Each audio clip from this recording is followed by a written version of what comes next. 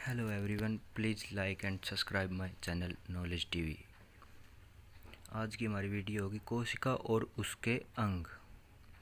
जीवन की सबसे छोटी कार्यात्मक इकाई है कोशिका। कोशिका जीवन की सबसे छोटी कार्यात्मक इकाई है। किसे जीवन का भौतिक आधार कहा जाता है? जीवन का भौतिक आधार किसे कहा जाता है? जीव द्रव्य को। जीव द्रव्य को।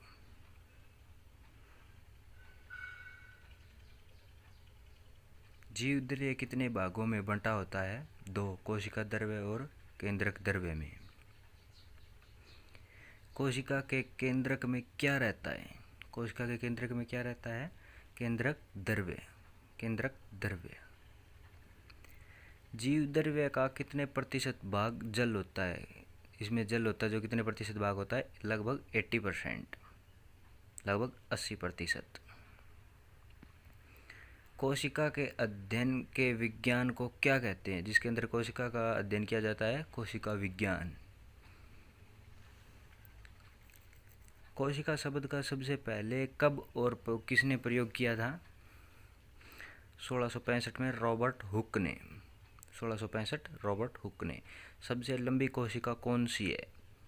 सबसे लंबी कोशिका है तंत्रिका तंत्र। सबसे बड़ी कोशिका किस जंतु के अंडे की है? सबसे बड़ी कोशिका शत्रुमुर्ग के।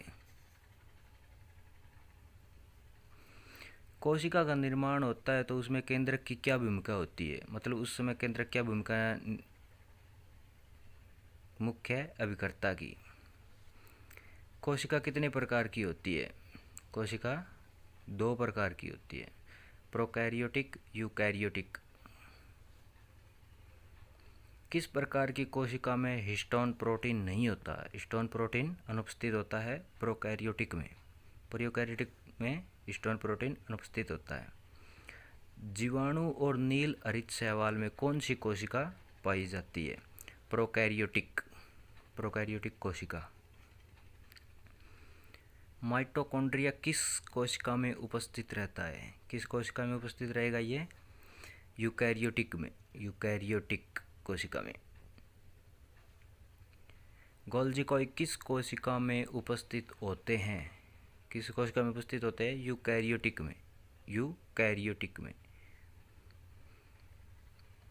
यूकैरियोटिक कोशिका में कुल कितने तंतु होते हैं? कुल तंतु कितने होते हैं इसमें? 11। यूकैरियोटिक कोशिका में श्वसन किसके द्वारा होता है? श्वसन किसके द्वारा होता है? माइटोकॉन्ड्रिया। माइटोकॉन्ड्रिया में। प्रोकैरियोटिक कोशिका में कुल कितने तंतु होते हैं? उसमें 11 होते हैं, इसमें केवल 1 ही होता है। प्रोकैरियोटिक कोशिका में श्वसन किसके द्वारा होता है? किसके द्वारा श्वसन होता है इसमें? प्लाज्मा झिल्ली द्वारा। किसके द्वारा श्वसन होता है? प्लाज्मा झिल्ली द्वारा।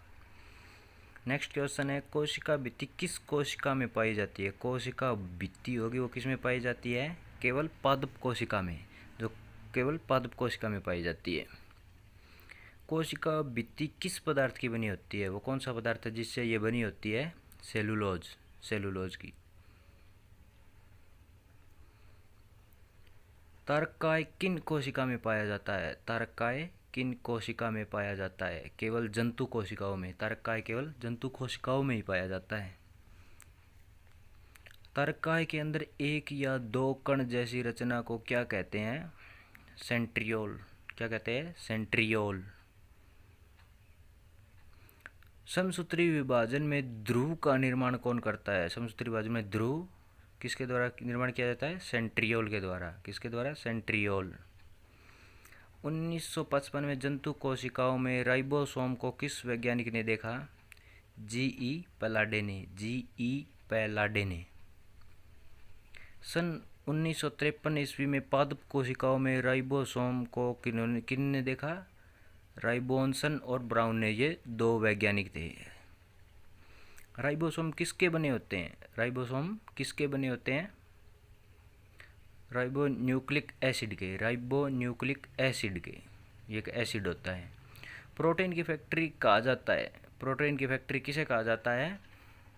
राइबोसोम को। किसको? राइबोसोम को। गोल्जी कॉय की खोज किसने की? गोल्जी कॉय, इसकी खोज किसने की थी?